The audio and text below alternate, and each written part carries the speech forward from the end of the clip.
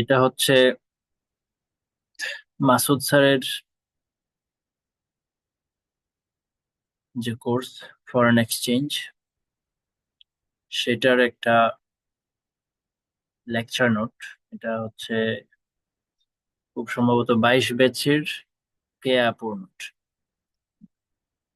So sir যতটুকু শুনলাম মোটামুটি প্রত্যেক বছর সেম কন্টেন্টই পড়ায়। আহ, এই নোটের বাহিরে তেমন কিছু স্যার বলেন। মোটামুটি স্যার ক্লাসে যা বলে অলমোস্ট 95% মতোই এই নোটের সাথেই মিলে যায়। স্যার মানে এই নোটটা পড়লেই জাস্ট হয়ে যাবে। প্লাস যদি নতুন কিছু অ্যাড করে স্যার ক্লাসে, সেক্ষেত্রে ওইটা হচ্ছে আমি আমার নোট থেকে বলে ফেলবো আর কি ওই সময়টা। এই জায়গাটাতে যতটুকু স্যার এক্সট্রা পড়াইছে সেটা আমি বলে ফেলবো। আমি 4-5টা লেকচার, এই পর্যন্ত 4-5টা লেকচার স্যার আমাদের 26 বেছে নিল।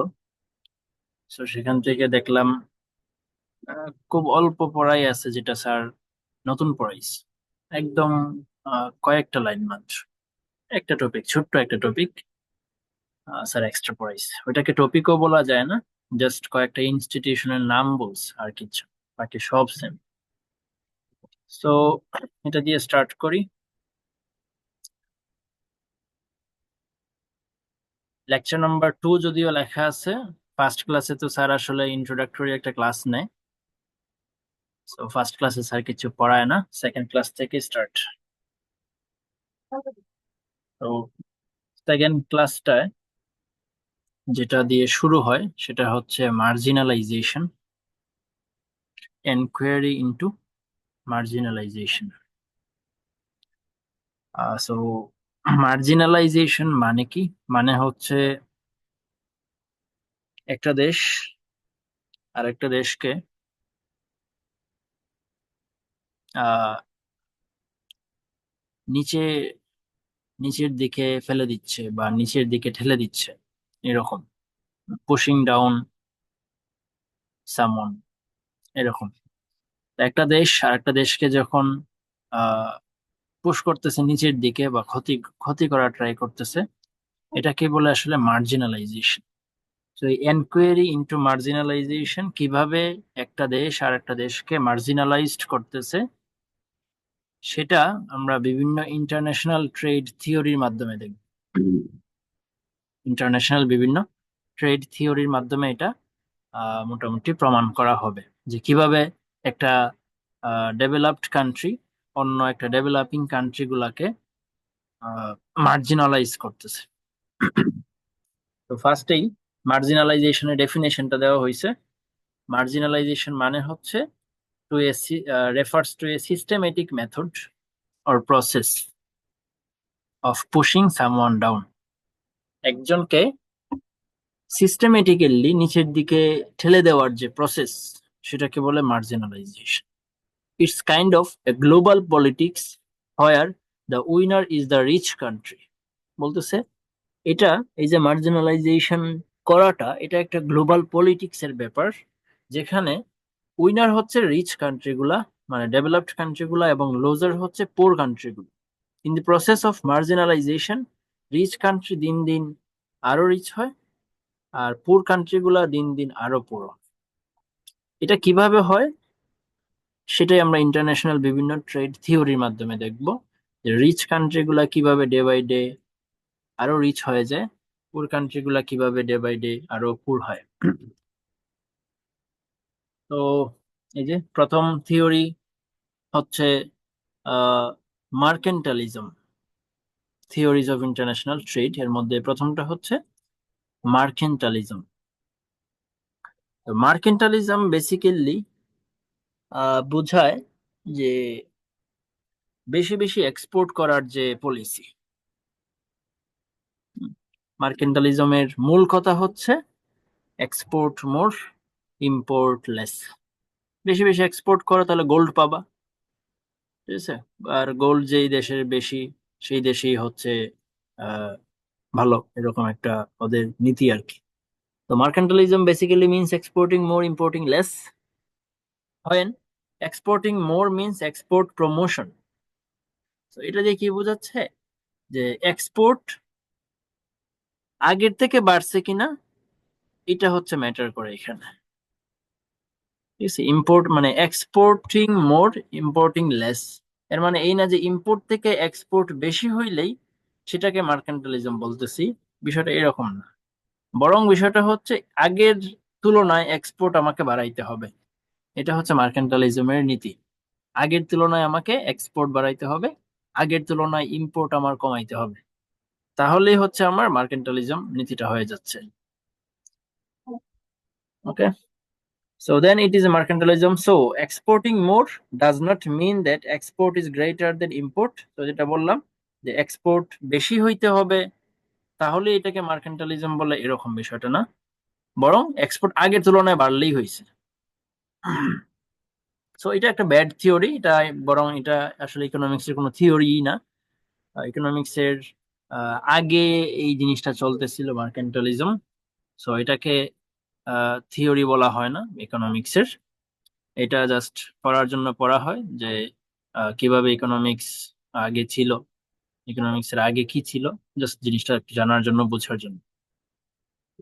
So it can be said that mercantilism means export promotion and import reduction. অর্থাৎ এক্সপোর্ট যত বেশি বাড়ানো যায় এবং ইম্পোর্ট যত বেশি কমানো যায়, এটাকে বলা বলা হচ্ছে মার্কেন্টালিজম। তো এখানে দুইটা কান্ট্রি একটা এক্সাম্পল দেওয়া হচ্ছে, ইংল্যান্ড এবং ফ্রান্স। তো ইংল্যান্ড সাপোজ এক্সপোর্ট বেশি করে, ইম্পোর্ট কম করে, আর ফ্রান্স হচ্ছে ইম্পোর্ট বেশি করে, এক্সপোর্ট কম করে। এটা কিন্তু আসলে এটার উল্টাটা এই জিনিসটা। সাপোজ আমাদের ওয়ার্ল্ডে দুইটা কান্ট্রি আছে, একটা হচ্ছে ইংল্যান্ড আর একটা হচ্ছে ফ্রান্স, আর কোনো কান্ট্রি নেই। ঠিক আছে, সো ইংল্যান্ড এক্সপোর্ট করে ফ্রান্সের কাছে, ফ্রান্স কিন্তু আবার এটা ইংল্যান্ড থেকে কিনতেছে, তাই না? তো ইংল্যান্ডের জন্য যেটা এক্সপোর্ট, ফ্রান্সের জন্য এটা ইম্পোর্ট। সেম ভাবে ইংল্যান্ডের জন্য যেটা ইম্পোর্ট, ফ্রান্সের জন্য সেটা এক্সপোর্ট। আচ্ছা, সো ইংল্যান্ডের যদি এক্সপোর্ট বাড়ে বা এক্সপোর্ট বেশি হয় ইম্পোর্ট থেকে, তাহলে কি হবে? এখানে ইংল্যান্ড মার্কেন্টালিজমের follower, as it is exporting more and importing less, that means England এখানে মার্কেন্টালিজম থিওরিটা অ্যাপ্লাই করছে। আর এখানে যেহেতু ইম্পোর্ট বেশি, তো এখানে মার্কেন্টালিজম নাই। আচ্ছা, এখন এটার ইফেক্ট কি? এই যে মার্কেন্টালিজমের ইফেক্ট আমরা দেখবো এখন, যে ইংল্যান্ডের উপরে কি ইফেক্ট পড়তেছে, ফ্রান্সের উপরে কি ইফেক্ট পড়তেছে। ইফেক্ট ওয়ান, ইফেক্ট ওয়ান হচ্ছে যে এটার এক্সপোর্ট যেহেতু ইম্পোর্ট থেকে বেশি, এই জিনিসটা এখানে আবার বললো, এটা ইফেক্ট না, সেটা দিয়ে স্টার্ট হচ্ছে, export is greater than import. আচ্ছা, এর ফলে যেটা হচ্ছে এটা হচ্ছে ইফেক্ট, যে ট্রেড সারপ্লাস হচ্ছে। ট্রেড সারপ্লাস হচ্ছে, যেহেতু এক্সপোর্ট বেশি এটাকে ট্রেড সারপ্লাসই বলা হয়। আর যদি আমাদের এখানে দেখি, আমরা ফ্রান্সের দেখি, ফ্রান্সের যদি ইম্পোর্ট বেশি, ওর জন্য আমরা বলবো ট্রেড ডেফিসিট। আচ্ছা, যেহেতু ট্রেড সারপ্লাস মানে এক্সপোর্ট বেশি, এক্সপোর্ট বেশি হইলে ওর জন্য মেটাল ইনফ্লো হবে, মেটাল বলতে গোল্ড ইনফ্লো হবে। গোল্ড ওর ওর ওর ওর হচ্ছে গোল্ড ওর কাছে বেশি বেশি আসবে। ঠিক আছে, ওর হচ্ছে মেটাল ইনফ্লো হচ্ছে, সেম উল্টা দিকে ওর হচ্ছে মেটাল আউটফ্লো হচ্ছে। ওকে, সো মেটালটা হচ্ছে আসলে গোল্ড। তো যেটা হচ্ছে ডে বাই ডে এক্সপোর্ট ওর বেশি থাকার কারণে, ইংল্যান্ডের এক্সপোর্ট বেশি থাকার কারণে ওর কাছে মেটাল আসতেছে দিন দিন, তো ওর কাছে গোল্ড আসতেছে ডে বাই ডে, আর ওর কাছ থেকে মেটাল গুলা বা গোল্ড গুলা চলে যাচ্ছে। সো দিন দিন যেটা হচ্ছে, ফ্রান্স হচ্ছে বেগারে পরিণত হচ্ছে। হুম, বেগারে পরিণত হচ্ছে। এটাকে বলা হয় beggar the neighbour policy. Beggar the neighbour খুব সম্ভবত মার্কেন্টালিজমের আহ নীতি, মার্কেন্টালিজমের একটা কথা হচ্ছে বেগার দ্য নেইবার, মানে প্রতিবেশীকে ভিক্ষুক বানায় ফেলে। তো এখানে ফ্রান্স বেগারে পরিণত হচ্ছে কারণ ইংল্যান্ড একটা নতুন থিওরি বা পলিসি অ্যাডপ্ট করেছে, ইংল্যান্ড একটা নতুন থিওরি, যেটা হচ্ছে আমাদের যে মার্কেন্টালিজম অ্যাডপ্ট করেছে এবং ইমপ্লিমেন্ট করতেছে এটা। অন্যদিকে ফ্রান্স কোনো পলিসি অ্যাডপ্ট করে নাই কিন্তু, কারণ ওর তো ইম্পোর্ট বেশি, সো তাদের নিজস্ব কোনো ডিরেকশন ফলো করে নাই। ইংল্যান্ডের এই যে পলিসিটা, এই পলিসিটার নাম হচ্ছে বেগার দ্য নেইবার পলিসি, এটা বললাম। তো বেগার দ্য নেইবার পলিসি ইজ মার্কেন্টালিজম। এটা আসলে মার্কেন্টালিজমের এই অপর নাম, বা মার্কেন্টালিজমের মূল কথাই হচ্ছে beggar the neighbour policy. So mercantilism can be alternatively stated as beggar the neighbor policy. So এরপরে যেটা আসতেছে সেটা হচ্ছে একটা কোয়েশ্চেন, স্যার ক্লাসে বলছে যে why does mercantilism sound like economics? Is mercantilism a theory of economics? এটা আমাদের ক্লাসে বলে নাই, এটা 22 ব্যাচের ক্লাসে হয়তো বা বলছিল, যার কারণে এটা লেখা আছে। তো পরে নেই যেহেতু আছে, স্যার হয়তো বা ভুলে গেছে, পড়ায় নাই, 22 ব্যাচে পড়াইছে, 23 ব্যাচে হয়তো বা পড়াইছে, এক্সামে হয়তো বা দিয়েও দিবে, তো দেখে নিতে হবে। কি প্রশ্নটা কি আবার পড়ি, why does mercantilism sound like economics, মানে এটা ইকোনমিক্স এর মতো লাগে কেন? ইকোনমিক্স না, আসলে ইকোনমিক্স এর মতো লাগে। এরপর সেকেন্ড কোয়েশ্চনটা হচ্ছে is mercantilism a theory of economics, এটা কি ইকোনমিক্স এর কোনো থিওরি? সো এটার আনসার তো আমরা জানি যে না, এটা ইকোনমিক্স এর কোনো থিওরি না। আচ্ছা, প্রথমটার তাহলে আনসারটা দেখে কি লিখছে। প্রথমটার আনসার হচ্ছে ইয়েস, মার্কেন্টালিজম সাউন্ডস লাইক ইকোনমিক্স, মানে এটা জাস্ট ইকোনমিক্স এর মতোই লাগে, ইকোনমিক্স আসলে না। কারণ এই থিওরি বেসিক্যালি এক্সপোর্ট এবং ইম্পোর্ট নিয়ে ডিল করতেছে। Moreover, this theory was not poorly organized either, so it can be said that it sounds like economics. So এটা একদম পুরলি অর্গানাইজড ছিল বিষয়টা এরকম না, এটা আসলে অর্গানাইজড ছিল, এবং এটা পৃথিবীতে 200 বছর ছিল। এবং 4-5টা ক্লাস করে আমি যতটুকু বুঝতে পারলাম, বর্তমানেও মার্কেন্টালিজম ফলো করা হচ্ছে। ইউএস এর বর্তমানে যে টেরিফ আরোপ করা, সেটারই একটা ইঙ্গিত দেয় যে মার্কেন্টালিজম এখনো ফলো করা হয়, যদিও মার্কেন্টালিজম খাতা কলমে নাই, কোনো চুক্তিতে নাই। ডাব্লিউটিও আছে আমাদের অর্গানাইজেশন, ডাব্লিউটিও থেকে মার্কেন্টালিজম বলা হচ্ছে নাই, কোনো মানে সব দিক থেকেই মার্কেন্টালিজম নাই, কিন্তু মানে খাতা কলমে নাই, কিন্তু বেসিক্যালি আছে। ওকে, সো মার্কেন্টালিজম হচ্ছে সাউন্ডস লাইক ইকোনমিক্স। তো এটা যেহেতু পুরলি অর্গানাইজড না, এবং এখানে এক্সপোর্ট ইম্পোর্টের একটা ব্যাপার আছে, সো এটা সাউন্ডস লাইক ইকোনমিক্স। এক্সপোর্ট ইম্পোর্টের ব্যাপার থাকলেই এটা sounds like economics. Question 2, why mercantilism can not be called economics? কেন মার্কেন্টালিজমকে ইকোনমিক্স বলা যাবে না? এটা আনসার অলরেডি বলা হয়ে গেছে, যেহেতু এটা নেইবারকে ক্ষতিগ্রস্ত করার চেষ্টা করতেছে। তো কোনো ইকোনমিক্স এরকম হইতে পারে না যে নিজের ভালোর জন্য প্রতিবেশীর খারাপ করবে, ওইটাকে ইকোনমিক্স বলা যাবে না। এই জিনিসটা তো অবশ্যই ইকোনমিক্স এর আন্ডারে আসা উচিত না, যে এই জিনিসটা অন্যের ক্ষতি করবে। এটা তো অবশ্যই একটা কোর্সের মধ্যে বা একটা ইয়ের মধ্যে আসতে পারে না। তো ইকোনমিক্স এর আন্ডারে এটা আসবে না, কারণ এটা নেইবারকে ক্ষতি ক্ষতি করার ট্রাই করে। সো ওই যে আনসার লিখছে, নেইবারের ক্ষতি হচ্ছে কিনা এটা নিয়ে অফকোর্স ইকোনমিক্স কনসার্নড। ইকোনমিক্স অবশ্যই নেইবারকে ক্ষতি করতে চাবে না, ওইটাকে ইকোনমিক্স বলাই যাবে না যেটা ক্ষতি ক্ষতি করতে চাবে। যদি কারো লক্ষ্যই হয় অন্যের ক্ষতি করা, তাহলে সেটা ইকোনমিক্স হতে পারে না। ফর এক্সাম্পল, যদি ইংল্যান্ডের গোল হয় ফ্রান্সকে বেগার বানানো, then it is a bad policy, আর এই জন্য মার্কেন্টালিজম ইকোনমিক্স না।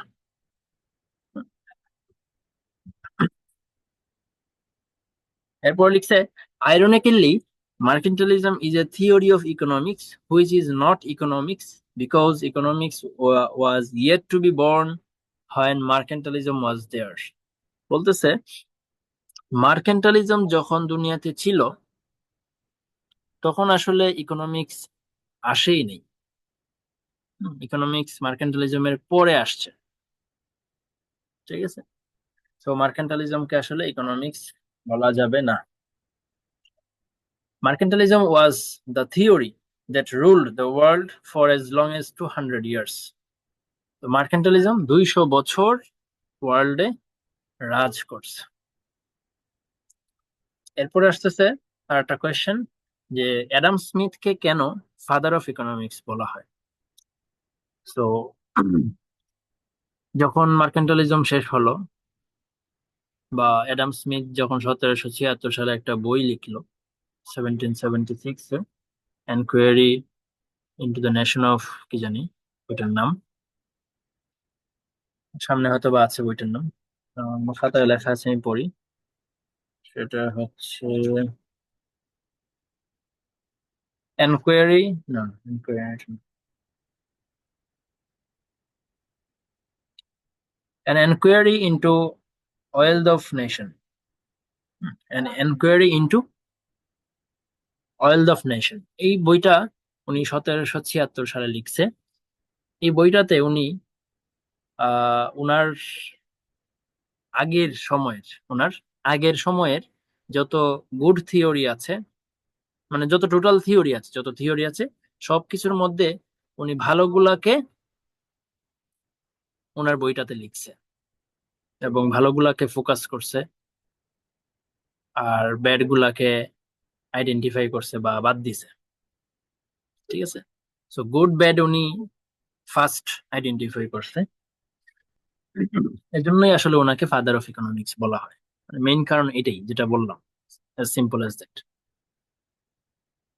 তো মার্কেন্টালিজম দেখি খাতায় কি লেখা, মার্কেন্টালিজম থিওরি এর মূল কথা হচ্ছে export promotion and import production. এটা জানি, এতক্ষণ ধরে শুনতেছি মার্কেন্টালিজম থিওরির মূল কথা। তাই এই পলিসির দিকে তাকালে মনে হচ্ছে there is nothing wrong in that, কিন্তু এই পলিসি যে নেইবারকে বেগার করে, দিস ইজ রং। সো এতটুকু তো আমরা তখন বুঝলাম যে মার্কেন্টালিজম বেগার করার চেষ্টা করে নেইবারকে। সো অ্যাডাম স্মিথের মধ্যে ওই ম্যাচিউরিটি বা ইন্টেলেক্টটা ছিল এটা বোঝার যে কোনটা ব্যাড পলিসি ইন্ডিকেট করে আর কোনটা গুড পলিসি ইন্ডিকেট করে। সে বুঝতে পারছে যে এটা মার্কেন্টালিজম যেটা, এটা আসলে একটা ব্যাড পলিসি, এটা মানুষ ইন্টেনশনালি নেয় নেইবারকে বেগার করার জন্য। এই জন্য উনি কি করছে, ওই গুড গুলাকে ব্যাড গুলা থেকে আলাদা করছে। আচ্ছা, সো এরপরে কি লিখছে, এবং ডে ওয়ানেই সে গুড বা পজিটিভ পলিসিটাকে ইকোনমিক্স এর মধ্যে ইনক্লুড করেছে, মানে ভালোগুলাকে সে ইকোনমিক্স এর মধ্যে নিয়ে আসছে, এন্ড ব্যাড বা নেগেটিভ গুলাকে সে ইকোনমিক্স থেকে এক্সক্লুড করে দিয়েছে। ঠিক আছে, সো অ্যাডাম স্মিথ এই এডিটিং এর কাজ করে গেছে ডে ওয়ানে, which is very father like. Adam Smith আসার পরেই আমরা বুঝতে পারলাম মার্কেন্টালিজম ইকোনমিক্স হতে পারে না, কারণ এটা হচ্ছে অন্যের ক্ষতি করার একটা পোলাইজড method. So for this reason Adam Smith is called the father of economics. তো যেটা বলছিলাম আর কি, যে ইকোনমিক্স সে হইতেছে তার আগের পিরিয়ডের যত থিওরি আছে এর মধ্যে ভালোগুলাকে সে ইকোনমিক্সে নিয়ে আসছে, তার বইটাতে নিয়ে আসছে, যেগুলা খারাপ থিওরি সেগুলাকে সে বাদ দিছে। সো এই যে ভালো এবং মন্দ, এইটাই বা কতজনে বুঝতে পারে। সো ওই সময় তো অনেক আগে, 1776 সাল, ওই সময় উনি যে ফার্স্ট উনি ফার্স্ট এই কাজটা করতে পারছে, এজন্য ওনাকে ফাদার অফ ইকোনমিক্স বলা হয়।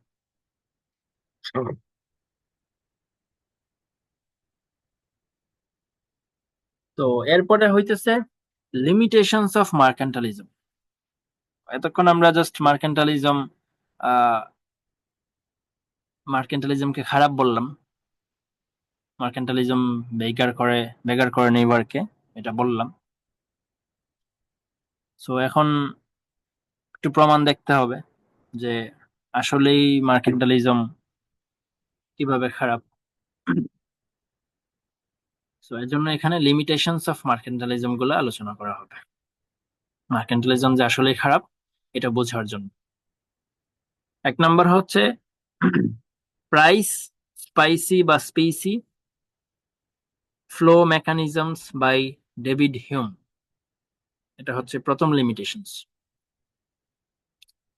প্রাইস স্পিসি, যে স্পিসি ওয়ার্ডটা মানে হচ্ছে গোল্ড, স্পিসি ওয়ার্ডটা মানে হচ্ছে গোল্ড।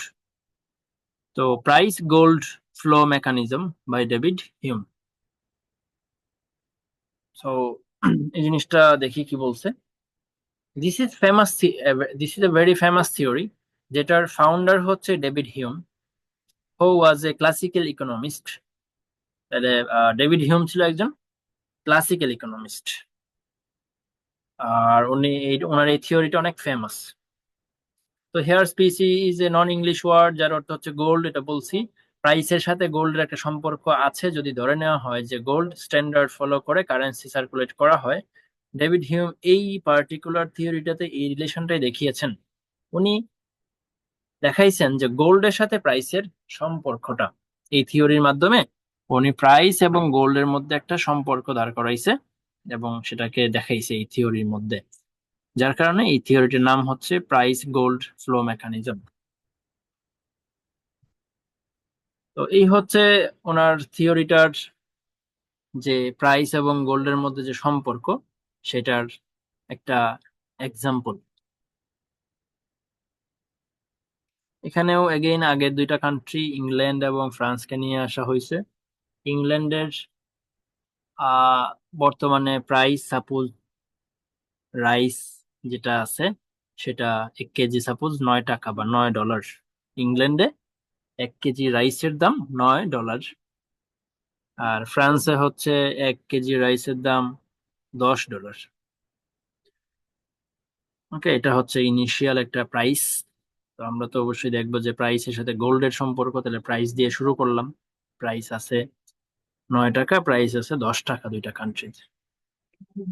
তাইলে কি মনে হয় কে কার থেকে কিনবে? ইংল্যান্ডের প্রাইস যেহেতু কম, তাহলে ইংল্যান্ড থেকে ফ্রান্স কিনবে। তো ইংল্যান্ড যেহেতু এখানে সেলার হয়ে যাবে, সো তার জন্য এক্সপোর্ট বেশি হবে, এই যে এক্স গ্রেটার দেন এম। যেহেতু ওর এক্স বেশি মানে ওর এক্সপোর্ট বেশি, তাহলে ফ্রান্সের অবশ্যই ইম্পোর্ট বেশি হবে। উল্টাটা, যেহেতু আমাদের অ্যাজাম্পশন হচ্ছে যে পৃথিবীতে দুইটা কান্ট্রি আছে, তো এক্সপোর্ট যেহেতু বেশি ইংল্যান্ডের, এটাকে ট্রেড সারপ্লাস বলা হয়, আর ফ্রান্সের এটাকে বলা হবে ট্রেড ডেফিসিট। তো যেহেতু ইংল্যান্ডের ট্রেড সারপ্লাস, তার মানে তো অবশ্যই ওর গোল্ড আসবে বেশি, ওর গোল্ড রিজার্ভ হবে বা গোল্ড রিজার্ভ বাড়বে, যেহেতু এক্সপোর্ট বেশি। তো গোল্ড রিজার্ভ যদি বাড়ে, ওর মানি সাপ্লাইটাও কিন্তু বেড়ে যাবে। এটা হচ্ছে স্টেট টু তে বলা হচ্ছে গোল্ড রিজার্ভ, ইংল্যান্ডের গোল্ড রিজার্ভ যেহেতু বাড়বে, ও মানি সাপ্লাই কিন্তু করতে পারবে। আগে যেহেতু গোল্ড স্ট্যান্ডার্ড ছিল, যার কাছে যত গোল্ড ছিল সে সেটাকে রিজার্ভ রেখে মানি সাপ্লাই কিন্তু করতে পারতো। তো ইংল্যান্ডের যেহেতু গোল্ড আছে অনেক বেশি, সো মানি সাপ্লাই তার দেশে বেড়ে যাবে। ফ্রান্সে যেটা হবে, গোল্ড রিজার্ভ যেহেতু কমবে, মানি সাপ্লাইও কমবে, মানে সে ছাপাইতে পারবে না। স্টেট থ্রি, এরপরে যে এটার ইম্প্যাক্টটা কি হবে, মানি সাপ্লাই যেহেতু ইংল্যান্ডে বাড়ছে,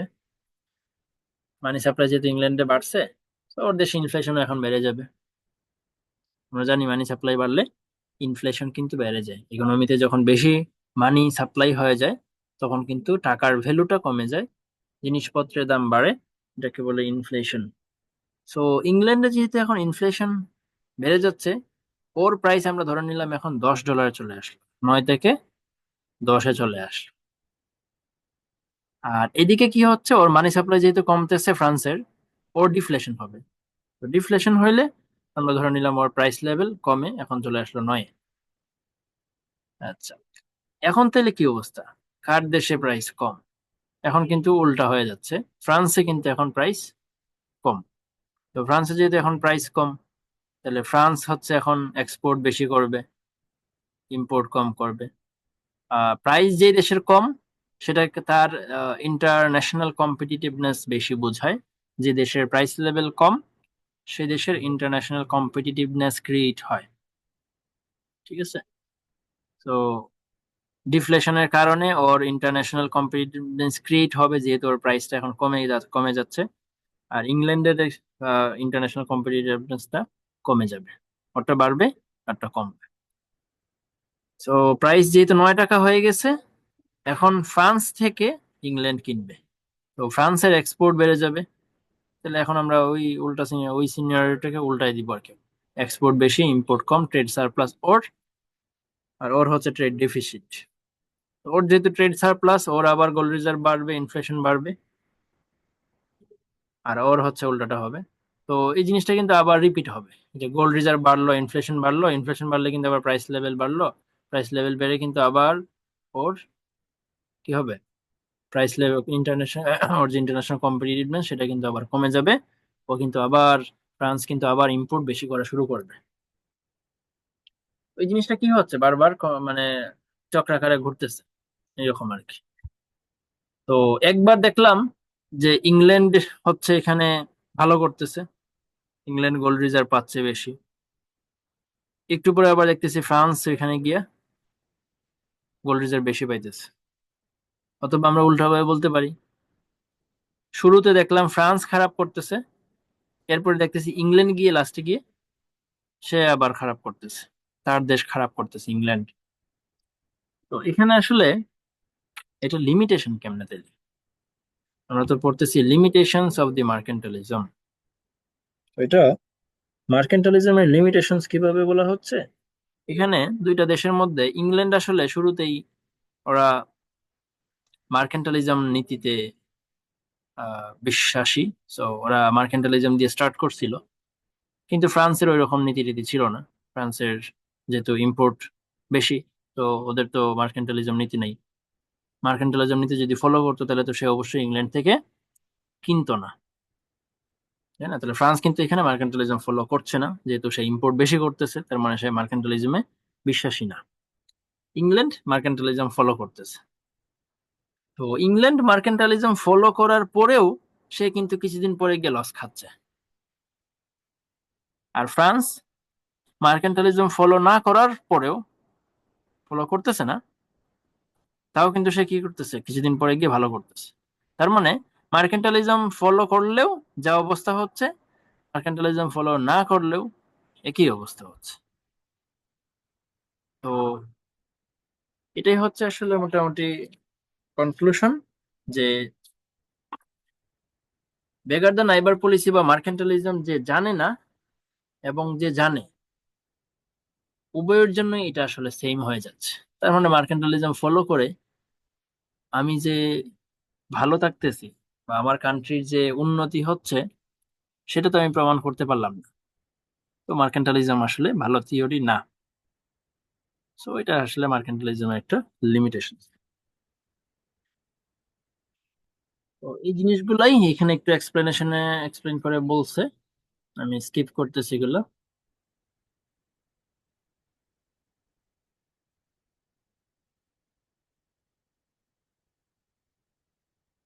এই যে এটা একটু পড়ি। এই থিওরি থেকে আমরা বুঝলাম, এতক্ষণ পর্যন্ত যা, এটা জাস্ট আমরা টেবিলটা এক্সপ্লেন করছি যে স্টেজ 6 পর্যন্ত। এই থিওরি থেকে আমরা বুঝলাম যে not necessarily England would have continuous superiority over France. মানে বলতেছে ইংল্যান্ড কিন্তু আসলে সবসময় ভালো পজিশন ছিল না। ফ্রান্স যদিও এখানে England বেগার the neighbour policy adopt করেছিল, যদিও এখানে ইংল্যান্ড কি করেছিল, একটা মার্কেন্টালিজম একটা পলিসি নিয়েছিল, কিন্তু তাও সে সবসময় লাভজনক পজিশনে থাকতে পারে নাই, which is a limitations of this theory. ঠিক আছে, সবসময় যদি সে বেনিফিটে থাকতে পারতো, সেক্ষেত্রে বলা যাইতো আচ্ছা, এটা যে দেশ নিচ্ছে সে ভালো করতেছে। কিন্তু যে এটা ফলো করতেছে সেও কিছুদিন পরে ধরা খাইতেছে, যে ফলো করতেছে না সেও কিছুদিন পরে ধরা খাইতেছে, তাইলে এটা আর এই থিওরি আর নিয়ে কি হবে, পলিসি ফলো ফলো করে কি হবে? তো গেল সেকেন্ড লেকচার, এখন হচ্ছে থার্ড লেকচার।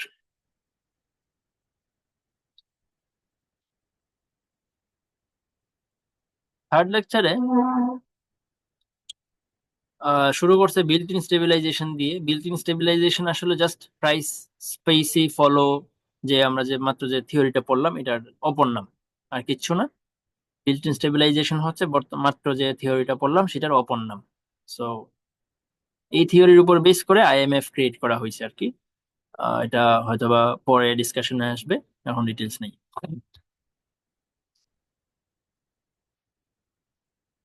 সো ওইটাকে আবার একটু কন্টিনিউ করতেছে, দেখি কি লিখছে। আগের থিওরিটাকেই মানে লিমিটেশনসটাকেই, ডেভিড হিউম মনে করতো মার্কেন্টালিজম থিওরিটা রিডান্ডেন্ট, কিন্তু পলিসি মেকারসরা মনে করতো ডেভিড হিউম রং। ঠিক আছে, ডেভিড হিউম তো এই থিওরিটা দিছে, এই যে প্রাইস স্পেসি ফ্লো মেকানিজম। তো ও যখন এই থিওরিটা দিছে, এটাকে আসলে পলিসি মেকাররা মানে একটা ওই কান্ট্রির যে পলিসি মেকার যারা আছে, তারা এটাকে অ্যাকসেপ্ট করে নাই। তারা বলছে ডেভিড হিউমের থিওরি রং, এই থিওরি আসলে রং। তারা মার্কেন্টালিজম কে ভালো বলতো, পলিসি মেকার যারা আছে ওরা মার্কেন্টালিজমকে ভালোই বলতো। বলতো যে ডেভিড হিউমের যে এই যে ফাইন্ডিংস, এটা এটা রং। ঠিক আছে। তো মার্কেন্টালিজম থিওরিটাকে বিভিন্ন কারণে ক্রিটিসাইজ করা যায়, but this theory rule the world. তো ডেভিড হিউম এটাকে ক্রিটিসাইজ যদিও করছে এই থিওরিটাকে, কিন্তু এটা আহ, আমরা জানি যে দেখছি একটু আগে শুনছি যে 200 বছর এটা ওয়ার্ল্ডে ছিল। এই কোয়েশনটা এখানে করছে যে হাউ লং, কতদিন mercantilism theory rule the country, rule the world. So এটা হচ্ছে 200 ইয়ার্স।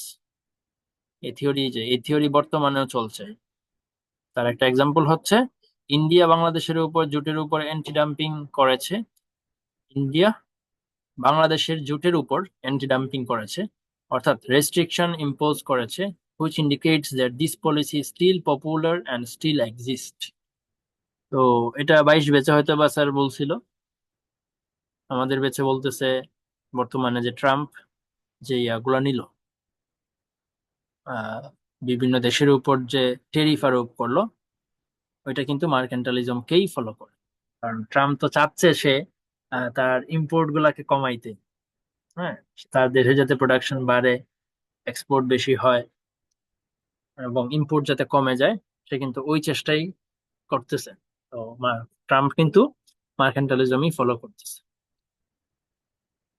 তো এটা গেল অ্যান্টি ডাম্পিং বিষয়টা, বলি যদি না জেনে থাকো। তো ডাম্পিং হচ্ছে, ফার্স্টে বুঝতে হবে ডাম্পিং কি। ডাম্পিং হচ্ছে বাংলাদেশ যখন ইন্ডিয়াতে একটা জিনিস কম দামে বিক্রি করে, সেটাকে বলে ডাম্পিং। ইন্ডিয়ার মার্কেটকে দখল করার জন্য বাংলাদেশ হচ্ছে ইন্ডিয়াতে কম দামে সাপোজ জুট বিক্রি করা স্টার্ট করলো। তো ইন্ডিয়ার যে বিজনেসম্যান যারা আছে ওদের কিন্তু লস হবে, কারণ আমাদের দেশের প্রোডাক্টই কিন্তু এখন সবাই, ইন্ডিয়ার সবাই কিনা শুরু করবে, কারণ আমাদের দেশের প্রোডাক্ট ওরা কম দামে পাচ্ছে। তো এটা কিন্তু ইন্ডিয়ার জন্য একটা লস, লসের ব্যাপার স্যাপার। তো ইন্ডিয়া কি করবে, ডাব্লিউটিও এর কাছে কমপ্লেইন করবে, এরপরে ডাব্লিউটিও থেকে পারমিশন নিয়ে বাংলাদেশের উপর অ্যান্টি ডাম্পিং করবে, বাংলাদেশের বিভিন্ন প্রোডাক্টের উপরে তারা আবার অ্যান্টি ডাম্পিং করে দিবে। তো এটা হচ্ছে anti dumping, dumping anti dumping ITF কোর্সে পড়ার কথা। আমাদের জুটের উপরে ইন্ডিয়া অ্যান্টি ডাম্পিং করেছে, তার মানে ইন্ডিয়া হইতেছে এখন আমাদের দেশে মনে হয় কম দামে জুট বিক্রি করা স্টার্ট করছে। এটাকে বলে অ্যান্টি ডাম্পিং খুব সম্ভবত, একটু কনসেপ্টটা ভুলে গেছি, ভুলও হইতে পারে আমার। 2 নম্বর, according to mercantilist trade is a zero sum game. এটা হচ্ছে আমাদের সেকেন্ড লিমিটেশনস। মার্কেন্টালিস্টরা মনে করতো trade is a zero sum game. তো এই কথাটা আসলে মার্কেন্টালিস্টরা মনে করতো, বা মার্কেন্টালিজম থিওরি মতে এই কথাটা সত্য, trade is a zero sum game. But এটা একটা লিমিটেশন, আমরা এখন প্রমাণ করব যে আসলে ট্রেড জিরো সাম গেম না, ট্রেড থেকে আসলে পজিটিভ সাম গেম করা সম্ভব।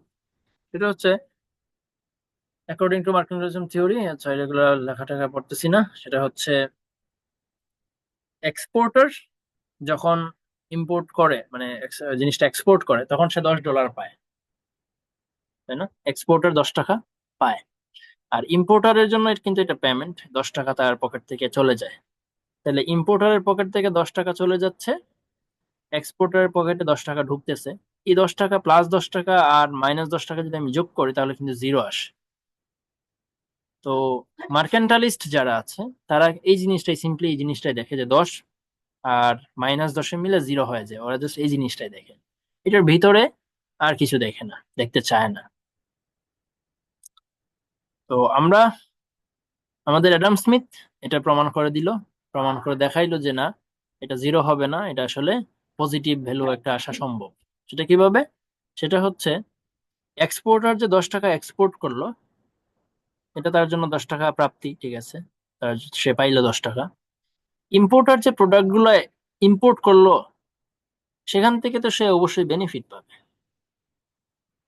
মানে সে হয়তো বা এমন কিছু প্রোডাক্ট ইম্পোর্ট করছে যেগুলো তার দেশের মানুষের লাইফ সেভ করবে, যেগুলো দেশের মানুষের হাঙ্গার হাঙ্গার মিটাবে, যেটা মেবি ওর দেশে একদম মানে নাই, অপ্রতুল, তো এটা ওর লাগবেই, এজন্য সে এক্সপোর্ট করছে। তো এখানে তার তো অবশ্যই ইউটিলিটি আছে,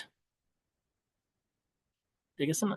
10 টাকা চলে যাচ্ছে, ঠিক আছে, কিন্তু তার তো এখানে পজিটিভ একটা ভ্যালু এড হচ্ছে, সে তো কিছু না কিছু পাচ্ছে প্রোডাক্টটা থেকে।